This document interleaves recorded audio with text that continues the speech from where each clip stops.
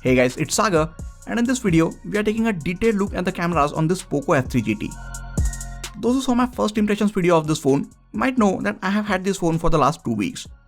In that time, I went on a road trip with it, and that gave me a perfect opportunity to test out its cameras and compare it with other phones. POCO F3 GT is POCO's first flagship phone after the mega success of their POCO F1 back in 2018. So this F3 GT has a burden of big expectations on its back. I will leave the question of whether it is a worthy successor of the POCO F1 or not for my full review, but in this one, we will see how the cameras on this phone are, and if you are looking for a good camera phone in the price range of 30,000 rupees, should you have the POCO F3 GT in your options or not. Before we go any further, you should know that POCO isn't positioning this F3 GT as a camera-centric phone. Its main aim is to be a gaming-centric phone, and we all know that gaming phones don't have the best cameras. But if the camera performance of this POCO F3 GT is even acceptable, I feel many people will consider it to be their main phone. In this video, I have close to 100 image and video samples from different parts of Gujarat and Rajasthan to show you guys. But before we get to those, we will take a quick look at the specifications of the cameras that we are working with and the interface of the camera app. Some of you might know this information, and if you want to skip straight to the image and video samples, you can do that from the chapters in the timeline of this video. POCO F3 GT comes with 3 cameras on its back.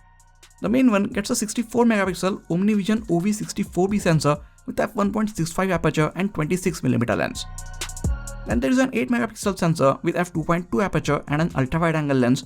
And finally, there is a 2 megapixel sensor with f2.4 aperture and a macro lens. I strongly feel POCO should have included the 5 megapixel macro camera that we have seen on the Redmi Note 10 Pro and the Mi 11X, because we all know that sensor could take incredible macro shots. The dual LED flash on this phone is literally shaped like a flash, which is so cool. The main camera can shoot 4K videos at 30fps, 1080p videos at 30 and 60fps, and 720p videos at 30fps. The wide lens can shoot 1080 and 720p videos at 30fps, and the macro camera can shoot 720p videos at 30fps. Main camera can also shoot 1080p slow motion videos at 120fps and 720p slow motion videos at 120, 240 or 960fps. At the front, there is a 16 megapixel sensor with f2.45 aperture, and it can shoot 1080p videos at 30fps. Interface of the camera app is similar to most of the other POCO and Redmi phones. You can swipe to the left and right or up and down depending on how you are holding the phone to switch between different modes. You can tap on these buttons above the shutter button to switch between the normal and wide lens. And to go to the macro lens, you will have to tap on the 3 bars on the top right of the screen and select the macro option. There are a few more shooting options under this menu. There is a Pro mode where you can change all the settings like white balance, focus, shutter speed, ISO and more according to your liking.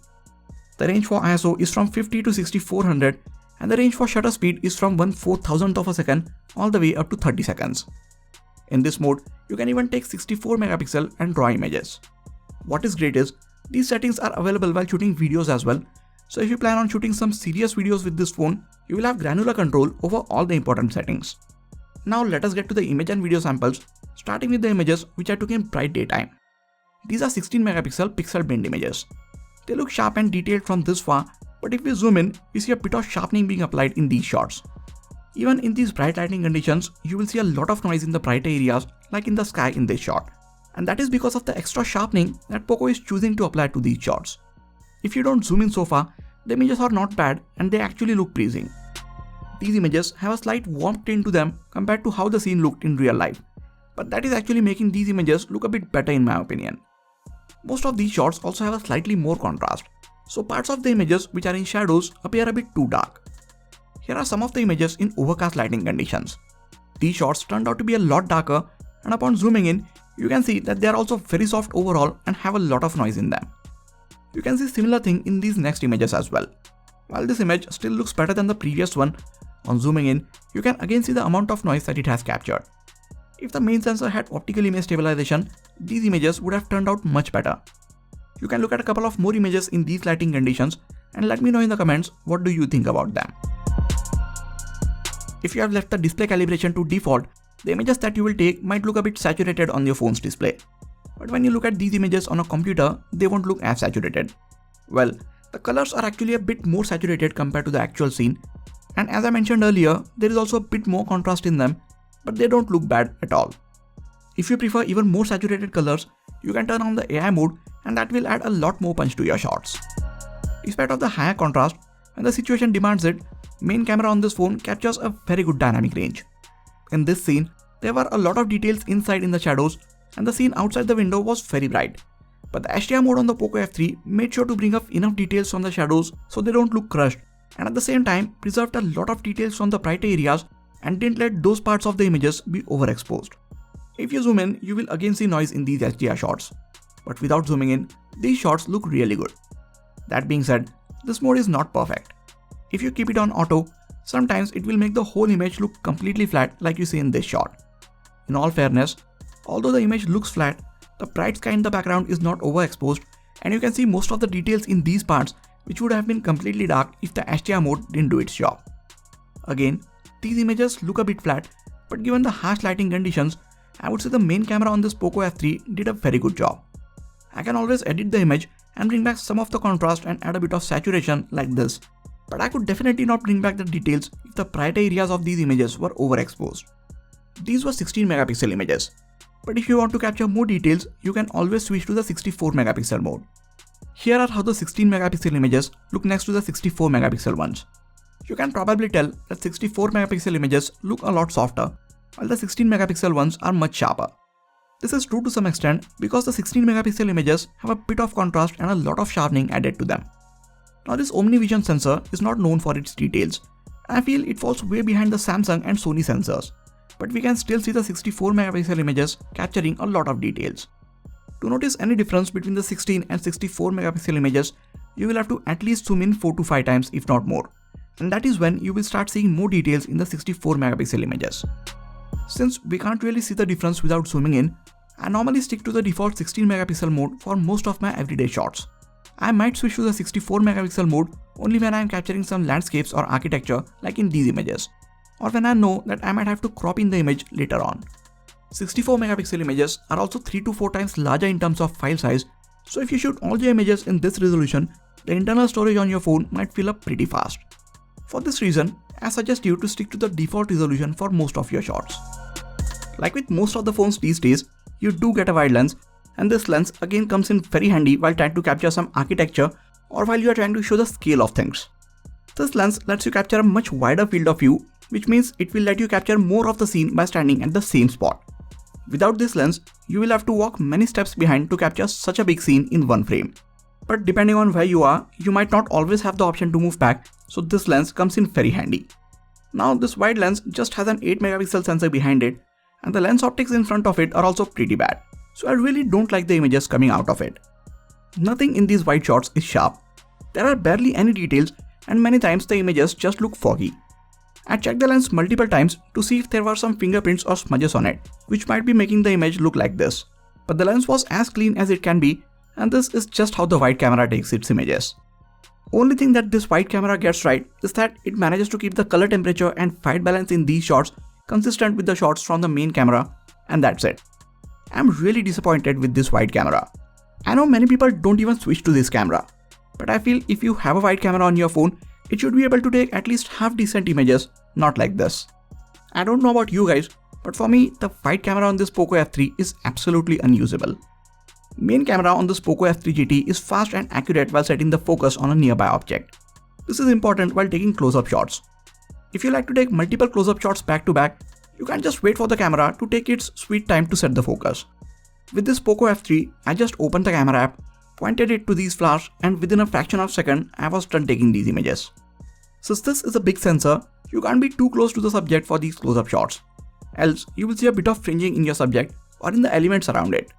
Once you are at a comfortable distance from the subject, these close-up shots look very good and the background gets a very nice optical blur. If this distance is not enough for you and you want to get even closer to your subject, you can switch to the macro mode. Now this is just a 2 megapixel macro sensor and the lens in front of it doesn't have 2x super macro capabilities, so these macro shots just don't look that good.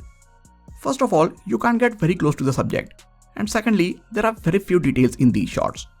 I guess having this macro camera is still better than not having it at all.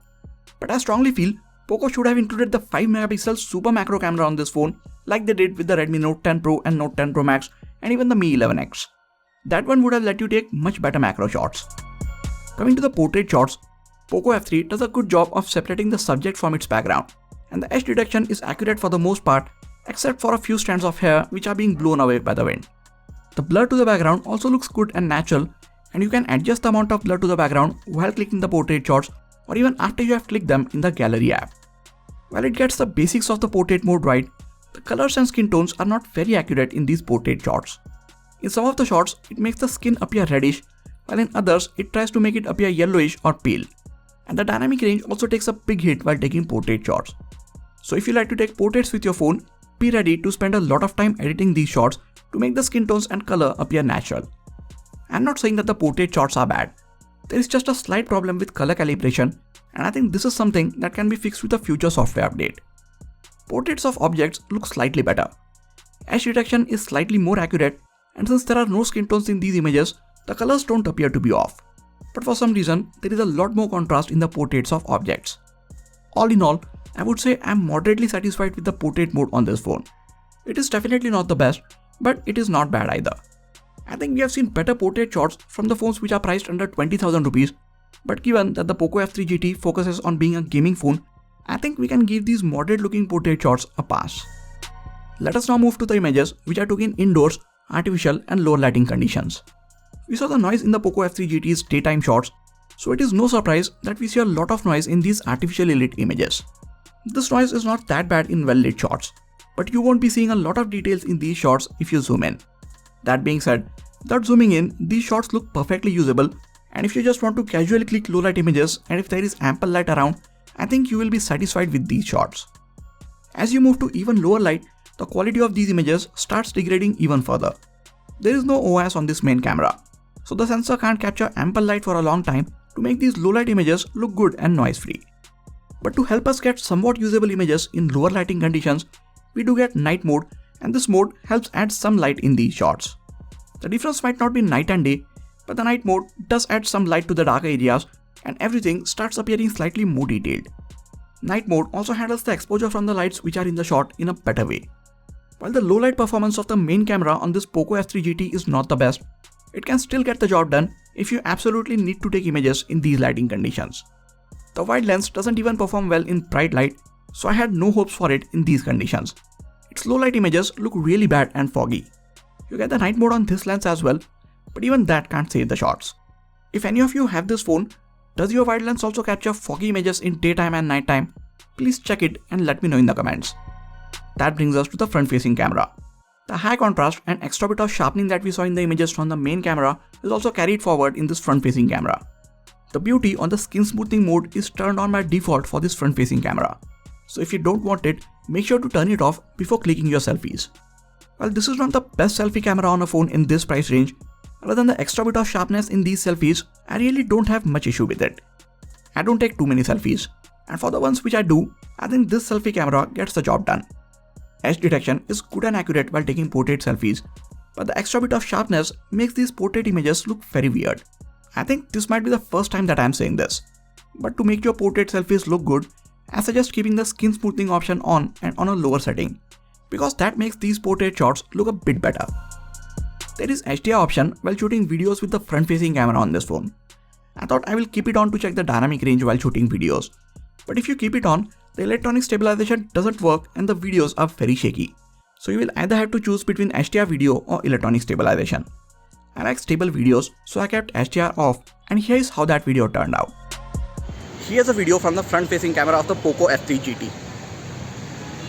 You can see how it is handling the overall colors of the scene, exposure and stabilization when I'm walking around with it. When you're shooting videos with this phone, just make sure to turn the HDR mode off, because with the HDR on, there is no electronic stabilization while shooting videos with the front facing camera. 4K 30 FPS is the maximum frame rate at which the main camera can shoot in. These videos are in overcast conditions, so you might see a bit of green in them, but when there is bright light, you won't see any noise in these 4K videos. We again see the extra bit of sharpness and contrast being carried forward to the videos as well. Depending on your preference, you might or might not like it. Electronic stabilization does a good job in keeping the video stable. It is definitely not as good as OIS or the combination of OIS and EIS, but it still seems to be doing a fine job on its own. I don't know if you noticed it or not, but occasionally there are 1 or 2 frame drops while shooting 4K videos at 30 FPS. Most people won't notice it, but the frame drops are there. Here is a 1080p 120fps slow motion footage. With that, we have seen close to 100 image and video samples from all the cameras on this POCO F3 GT. Like most of the phones, the main camera is the strongest one and it can take good images in bright light.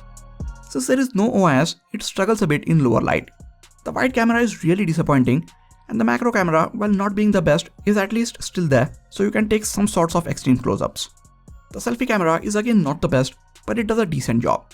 If you saw my Nord 2's camera review, then this selfie camera is miles better than the front-facing camera on the Nord 2. Videos are again good, but not great. So all in all, cameras on this POCO F3 GT are just as I expected them to be. Good, but not great. I mentioned this at the start of the video that this is not a camera-centric phone. It is targeted towards gamers, and the performance of the camera, at least the main rear one and the front-facing one, is acceptable. Now, if anyone is looking to buy a good camera phone under 30,000 rupees, I would definitely not suggest them to get this POCO F3 GT. But if you are planning to get the POCO F3 GT anyways and were worried about the camera performance, don't be. All the cameras, leaving the wide one, will get the job done. These were my thoughts about the cameras on this POCO F3 GT after clicking a ton of images with it for the last 2 weeks. Based on the images that you saw in this video, what do you guys feel about it? Let me know in the comments. That is it for this video, guys. Please hit the like button if you enjoyed this video and subscribe to the channel for more quality tech videos like this. You can also check out some of the other videos from this channel. This has been Sagar, and I'll catch you guys in the next video. Take care.